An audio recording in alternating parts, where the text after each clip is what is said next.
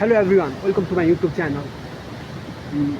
आज चाहिँ म यस्तो ठाउँमा आएको छु जो चाहिँ पोखरामा पर्छ। यो ठाउँ चाहिँ यस्तो एडभेन्चर्स, यस्तो राम्रो ठाउँ त मैले लाइक देखेको थिएँ, बट यो ठाउँ चाहिँ amazing, one of the best place. अनि शान्त, कसैको डिस्टर्ब छैन, मजाले आउने, चिल गर्ने, रमाइलो गर्ने, कोही सुन्नेवाला छैन। म आउनुको कारण चाहिँ त्यही हो कि मजाले कोही छैन, बाल भएन, मजाले आउने, चिल गर्ने, रमाइलो गर्ने हो।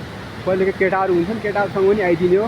तर मोस्ट अफ द टाइम चाहिँ म सिङ्गल आउँछु कि, किन भनेपछि सिङ्गल आएपछि कोही थाहा पाउनु कि भिडियो बनाउँछ कि बनाउनु भनेर कि जस्ट रिल्याक्स पारामै कोही थाहा पाउनु, मजाले इन्जोय गर्यो। अनि यस्तो राम्रो खोला छ, यस्तो राम्रो खोलाको हल्का भ्यू चाख्यो, अनि मजाले रमाइलो गर्यो टक्क। त्यो चाहिँ यो चाहिँ मेरो फर्स्ट टाइम हो, फर्स्ट टाइममा आएँ।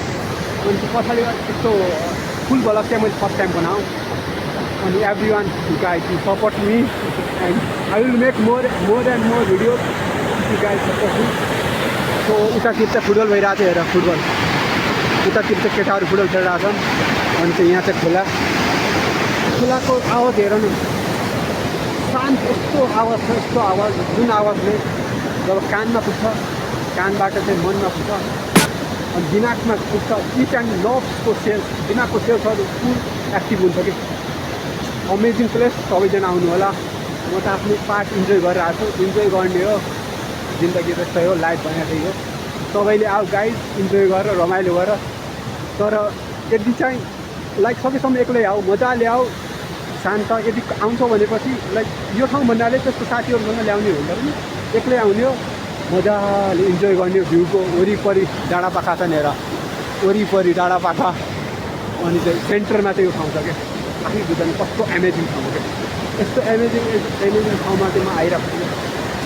जिन्दगी रमाइलो छ, पछाडि बस्यो भने अब मजाले खोला हेर न, खोला हेर न, खोलाको बाल हेर न, हेर न, कस्तो छ हेर्नु। सब यहाँ भ्लगिङ गर्दाखेरि चाहिँ कोही आउनु, अनि त्यो कोही पनि थाहा पाउँछु। अनि चाहिँ नेक्स्ट पार्टमा चाहिँ यहाँमा आउने भन्नाले जो त्यस्तो कुपलहरूको जो चाहिँ बोयफ्रेन्ड गर्लफ्रेन्ड हुन्छ तिनीहरू आउँछन्। अब हाम्रो त कोही छैन, अब त सिङ्गल पढ्यो हो कि होइन। यो अब कोही हुन्छ नि त बाइक सिक्ने, त्यस्तोहरू पनि आइरहेको हुन्छ नि। मानव अब बाइक सिक्ने जाने छन्, कस्तो छ।